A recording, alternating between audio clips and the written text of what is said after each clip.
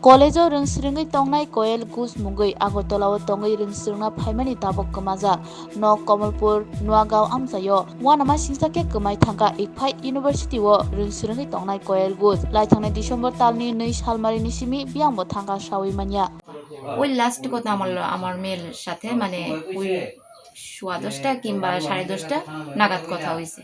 এরপরে আর আমার সাথে কোনো মেয়ের কথা হয়েছে না, আমার মেয়ের কথা হয়েছে না।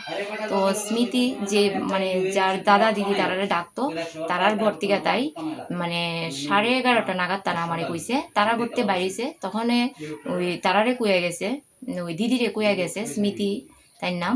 তো তাইরে কুয়ে গেছে ওইখান থেকে তাই ইকপাই কলেজে যায় মেয়ে। তো ওই মেয়েটা আমারে আমি যখন পরে জিজ্ঞাসা করলাম, যখন আমি সন্ধ্যার পরে তার লগে ফোন কইরা তাইরে পাইতাছি না লাইনে, মোবাইলও সুইচটা পাইতাছে, তখন ওই স্মৃতি আমারে কইলো আন্টি তাই তো মোবাইল ঘরে থুয়ে গেছে গা, মোবাইলে মানে মোবাইলে তো ইও পাইতাছি না, সিমও পাইতাছি না, তো কেমনে ইয়ে করতাম, মানে আমিও মানে কইছে নিজেও তাই টেনশনেই আছে।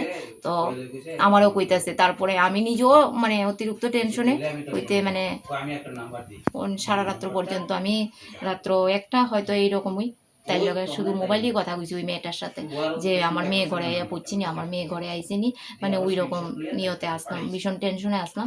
কিন্তু এত মানে রাত্র হওয়াতে আমি তো আর ইয়ে করতে পারছি না। তো পরের দিন বাড়িতে আরও কিছুক্ষণ অপেক্ষা করছি, বেলা 10টা না 11টা পর্যন্ত অপেক্ষা করে সেরে আমি আগরতলার উদ্দেশ্যে রওনা হয়েছিলাম।